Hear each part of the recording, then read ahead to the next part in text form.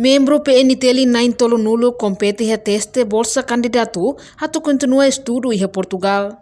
Quarta-feira, loron ronulo resinem fulan junho ne, membro PNTL hamutuk nain tolo nulo, tuir teste bolso candidato, nebese continua estudo e a Instituto Superior Ciência e Polícia em Portugal. Comandante Centro Formação Polícia, Superintendente Arquimino Ramos Hateten, membro nain tolo nulo ne, tuir teste bolsa candidato bolseiro nian, atau continua escola em Portugal. Mas be comando PNTL se halo seleção ba candidato hirakne li husi teste escrita no entrevista e cosliu se hili na intolu onde recomenda ba comandante geral no continua haruka naram ba embaixada Portugal. Não será o teste né será candidato a ser na escola e Instituto Superior de Ciência e Polícia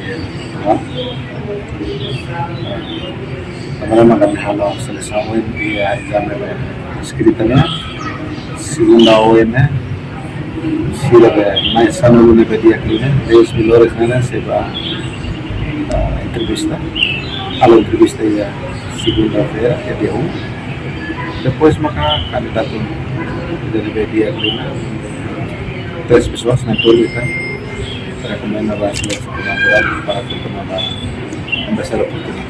Sira hatama dokumento na sira hatulo mga documentos depois de seleção documentos na olhem sira may turno resihab participa ya na turno agora na total feito turno destino anding oportunidade com sama corona dia aquele dia sanati sira também dengan Pak Diskon.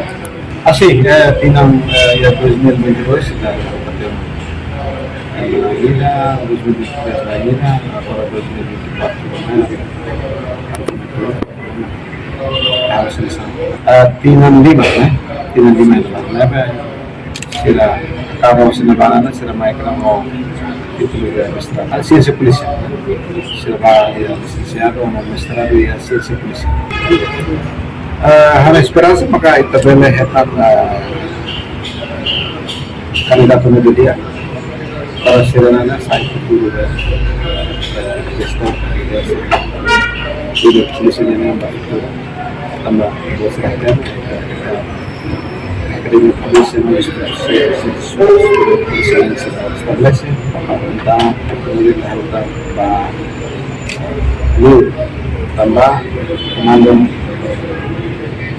consciente kata ya 15 anos mais italiano oficial a mister deve dulu hahu se agência que estava oficial superior a minha idade turma li husi teste ne espera bele hetan candidato diak atunune continua estudo no sai futuro nebe dia que instituição PNTL. Reportagem Melania Conceição, Televisão Timor Post.